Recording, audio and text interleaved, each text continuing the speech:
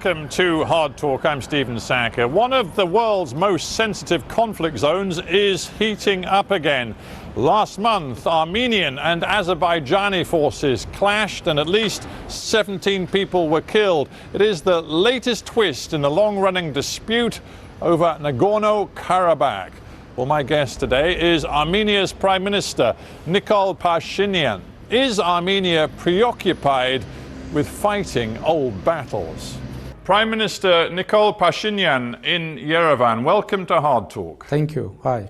It's more than 2 years now since you swept into power with very high hopes for the so-called Velvet Revolution. When I look at Armenia today, it seems many Armenians feel that those hopes have been dashed. What has gone wrong? I wouldn't agree with your impression, because all citizens of Armenia, they are free and they are living in democratic country. And in 2019, we had biggest economic growth in Europe, and we had big economic success, and our country made tremendous progress in all international ratings in terms of democracy, freedom of speech, independent judiciary, anti-corruption policy, and international magazines 2 years in a row recognized Armenia as a country of the year, like not only in terms of democracy but in terms of economy as well. Yes, of course, the pandemic situation interrupted our flight, but we will continue. Yeah, I want to talk about the pandemic, because I know it's been very difficult for Armenia to deal with it. But before we get to that, I want to look at one other aspect of your administration, which perhaps hasn't seen the change that some people expected. You came to power talking about finding a path to peace with Azerbaijan, and yet in the last month we've seen new fighting, new conflict in Nagorno-Karabakh. We've seen at least 17 military personnel killed on both sides. It looks as though it's business as usual, not change. Peace can't be achieved through the unilateral actions of Armenia, because we will be able to have real peace if Azerbaijan will reciprocate Armenians' efforts. Becoming Prime Minister of Armenia, I proposed a new formula for peace, and the formula is following. Any solution of Nagorno-Karabakh conflict should be acceptable for people of Armenia, for people of Nagorno-Karabakh, and for people of Azerbaijan. And I'm first Armenian leader ever saying that any solution of Nagorno-Karabakh conflict should be acceptable for Azerbaijani people too. But unfortunately, Azerbaijani president didn't reciprocate to my proposal. But actions speak louder than words, Prime Minister, and what we saw in mid-July was Armenian forces shelling villages across the line of conflict, and we saw, according to the Azerbaijanis, a 76-year-old civilian killed, which then, of course, produced a tit-for-tat response and the prolonged military clash. I put it to you again that your policies do not appear to be designed to achieve peace. Azerbaijan started military attack against the Armenia, and it wasn't separate action. Within long time, Azerbaijani president developed bellicose rhetoric, saying that he is going to solve Nagorno-Karabakh conflict using military force. As a result of that bellicose rhetoric, Azerbaijani government is facing the challenge to explain their own society why they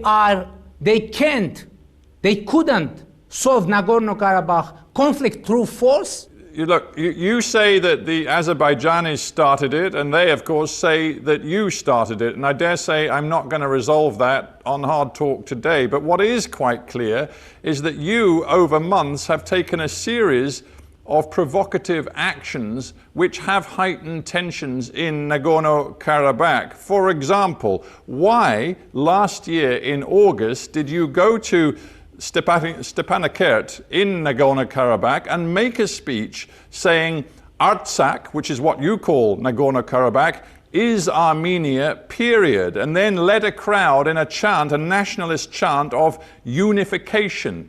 That was clearly a provocation to Azerbaijan. First, I can understand the situation of international community every time hearing mutual accusation of each other, who started, who violated ceasefire.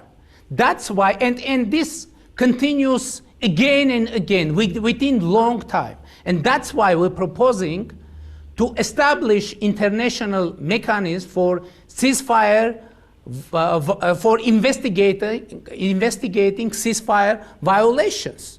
And this is valid proposal by Armenia. Second, why I said that Nagorno-Karabakh, Artsakh is Armenia. First of all, Nagorno-Karabakh for several thousand years is populated by indigenous Armenian people, and by the way, Artsakh name is aged for several thousand years. Yeah, Prime Minister, it's not. We are to be honest mutual, with you, it's not. We can't go through thousands of years of your history. What we can do is address the realities of today. The UN General Assembly, as you well know, hang on. The UN General Assembly has adopted a resolution which quite clearly, quote, demands the immediate, complete, unconditional withdrawal of all Armenian forces from the occupied territories of the Republic of Azerbaijan. Now that's from the UN General Assembly.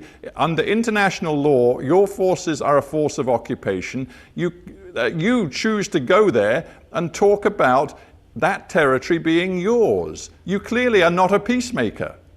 The document of UN Security Council didn't mention Republic of Armenia or Armed Force of Republic of Armenia.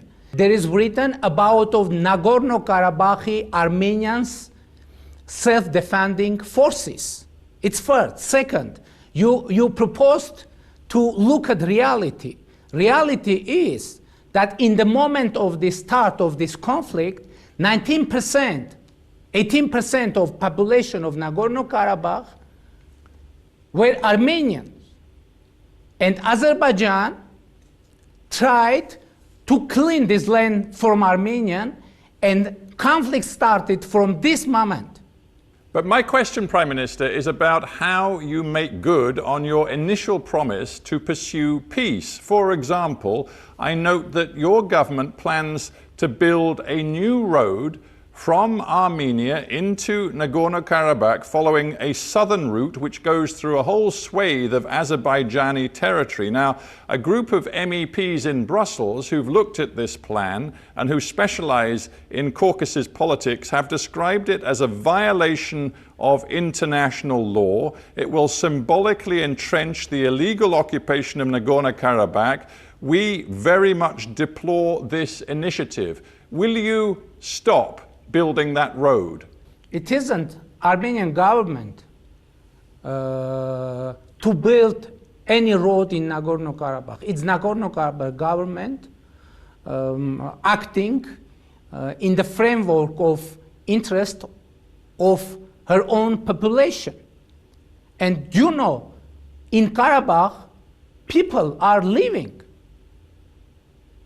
Human beings are living, and they have needs for supplies, needs for food, needs for mobility. And Azerbaijan, by the way, is exercising the policy of isolation and blockade for Nagorno-Karabakh, and by the way, for Armenia too.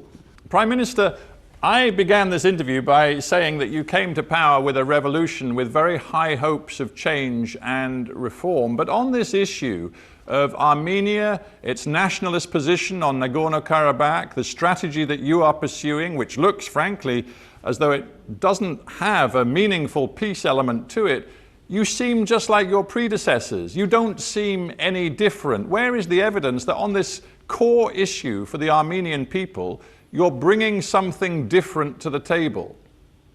I won't agree with you naming our position nationalistic, because Armenians of Nagorno-Karabakh are under existential threat. And what are we proposing? We are proposing Azerbaijan to renounce any possibility of use of force for Nagorno-Karabakh conflict solution. We should agree on very simple formula. There is no military solution for Nagorno-Karabakh conflict. All right. Yeah, I understand the point you're making there. Let me just flip this debate around a little bit. You came to power after a career as a journalist, as a human rights defender, and you even spent some time in prison as a political prisoner. You care about human rights. So I wonder if, to reach out to Azerbaijan and to indicate that you really are different from your predecessors, are you now prepared to say that in the past, particularly in the early 1990s and late 1980s, the Armenian forces committed some major human rights abuses, crimes of war inside Nagorno-Karabakh? Many independent observers have catalogued those crimes. Are you now prepared to acknowledge them and say sorry for them? Any war is a chain of tragedies. That's why we're saying that let's refuse any possibility of using force for solution of Nagorno-Karabakh conflict. And any peace is compromise. And Armenia always was ready and is ready for compromise. But from the other side, I'm asking you a very specific question. In the spirit of truth and reconciliation, are you now prepared to say sorry for example, the European Court of Human Rights catalogue of violations of human rights on the part of the Armenian military? Will you say sorry? European Court has similar catalogue on Azerbaijani atrocities. But I'm not talking to the Azerbaijanis, I'm talking to you. Let me to answer your question, please. And we should mention the Sumgait events that happened in late 1980s, when Azerbaijani government and Azerbaijanis initiated pogroms against the Armenians of Sumgait city in Azerbaijan, in Azerbaijani capital, and this whole issue is an issue. I just wanted to know whether you're prepared to take responsibility and apologize for those abuses and crimes committed by Armenia's forces. It's quite simple, yes or no. It should be proved who exercises atrocities, and I think Armenians of Nagorno-Karabakh and Azerbaijan are victims, and we can prove that. Anywhere, anytime. Clearly, you're not going to say sorry, and I just wonder whether you feel that right now it's helpful for you to raise the tensions in Nagorno-Karabakh with Azerbaijan to take some of the scrutiny and pressure off your government's handling of the COVID-19 pandemic. Because, frankly, looking at the way your government has handled it, it hasn't been a success, has it? Indeed, it has been a real failure of your government. I think it is too early to have conclusion, because unfortunately, pandemic is an evolving situation all over the world. And we adopted a strategy how to fight pandemic in our country. And this strategy should have been, and it was and it is appropriate for our country. And let's make conclusion when globally the pandemic would be fought. But Prime Minister, your own people are drawing conclusions already. They see that your death rate from COVID-19 is approximately 6 times higher than neighboring Georgia, and indeed significantly higher than Azerbaijan's. If you look at the region as a whole, Armenia has suffered much more severe impacts from COVID-19, which suggests that your government failed to control it. We are in the process of overcoming this pandemic, and as I said, it is too early to make conclusions on that, because unfortunately, all over the world, the pandemic is continuing to grow. But Prime Minister, now Armenia is in the process of... People judge you on your specific actions. For example, in late May, you attended a dinner, which was actually to celebrate the inauguration of the self-styled president leader of Nagorno-Karabakh. It was a dinner where you were seen amongst many people socializing, not wearing a face mask, and only a few weeks later, in early and mid-June, your country was in the midst of a terrible crisis with more than 600 cases of COVID-19 per day, and you castigated your own people, saying people simply disobey the rules on face masks, but you've done it yourself. On that day, we were acting according to the regulations that existed, I mean legal regulation that existed in Nagorno-Karabakh. And so we are following after rules that is underway in our country or in Nagorno-Karabakh or elsewhere. Well, it didn't look like leadership. You know that your opponents in Yerevan are now saying, and I'm quoting the Republican Party, who have issued a statement saying, one does not fight the coronavirus like this Prime Minister, with live streams, selfie pictures and jumping around. You are, that is talking to you are the responsible one for a disgraceful situation, and you have made so many mistakes. You should resign. And Armenia is a democratic country, and opposition is free to express himself.